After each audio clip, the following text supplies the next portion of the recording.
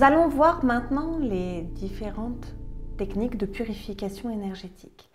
L'idée, c'est qu'il va falloir apprendre à repérer quand est-ce que vous n'êtes pas propre énergétiquement et également le lieu dans lequel vous allez vivre, vous allez pratiquer également vos séances de magnétisme. À partir du moment où on commence à réveiller son magnétisme, on va commencer à être beaucoup plus réceptif à plein de choses. On n'est pas magnétiseur que dans un cabinet en train d'imposer les mains. Non, non, c'est tout le temps. C'est tout le temps, donc on ouvre certaines portes et le souci, c'est qu'on l'a vu dans les techniques de protection, c'est que les portes, elles ne sont pas toujours bien verrouillées. Et il va falloir apprendre à se nettoyer. Hein. On parle de purification, il va falloir apprendre à se purifier. À la maison, c'est pareil. Vous faites le ménage, vous nettoyez les sols, vous nettoyez les fenêtres, vous nettoyez vos rideaux. Là, il va falloir apprendre à shampouiner l'énergie du lieu et vous nettoyer énergétiquement. Alors déjà, il va falloir apprendre à repérer les indices, les symptômes qui vous montrent que vous n'êtes pas propre au lieu.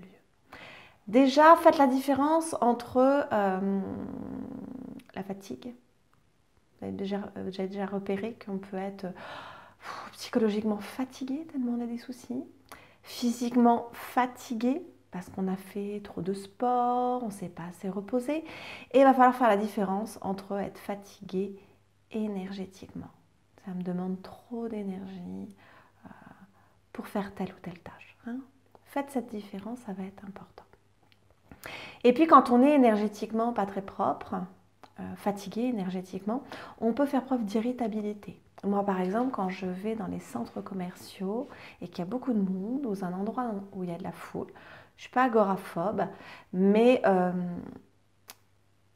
énergétiquement, ça ne me rend pas bien. Vous connaissez la chanson d'Edith Piaf, Emportée par la foule?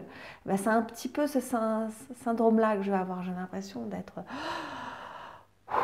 que tout le monde me bouscule, ça va me rendre irritable, ça va me rendre pas bien. Et puis quand je suis comme ça, je vais être maladroite, tout me lâche des mains, je suis pas bien. Vous pouvez avoir aussi à certains moments des pensées qui semblent inhabituelles, des pensées parasites. Il m'est arrivé d'avoir des périodes où j'avais de mauvaises pensées pour autrui, mais des mauvaises pensées genre de critique, de jugement, de moquerie, de jalousie, enfin des pensées dont je n'ai pas forcément l'habitude. Et en fait là c'est parce que je me faisais parasiter. Donc des fois on peut avoir du parasitage, du petit monde qui vient vous chuchoter, on peut être parasité, voilà, il y a trop de monde qui est là, la porte était trop ouverte. Il faut évacuer. Donc comme ça se passe dans du subtil, on n'en a pas forcément conscience. C'est pas concret.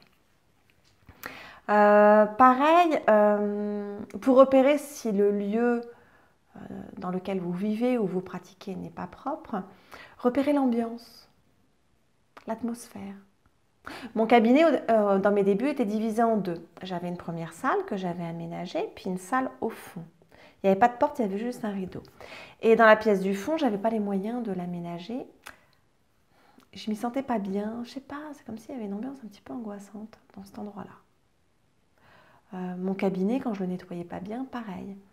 Une atmosphère, on s'y sent pas bien. Donc la possibilité que vous avez aussi de repérer comment, si vous êtes bien propre, si le lieu dans lequel vous évoluez est propre, vous pouvez le faire au pendule. Alors, on va le revoir dans l'initiation au pendule, dans des vidéos un petit peu plus loin. Moi, j'ai imprimé une échelle de Bovie qui gradue tout ça et je le demande au pendule. Hein. Je le reverrai plus précisément.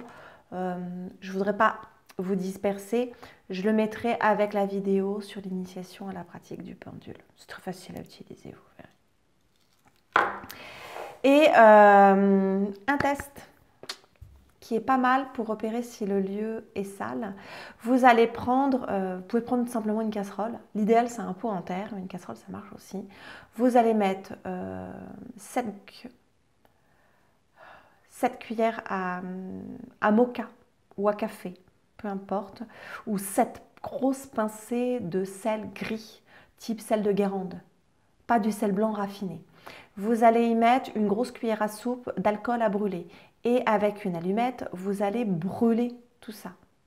Et si ça crépite, c'est que c'est pas propre du tout et il va falloir effectuer du nettoyage.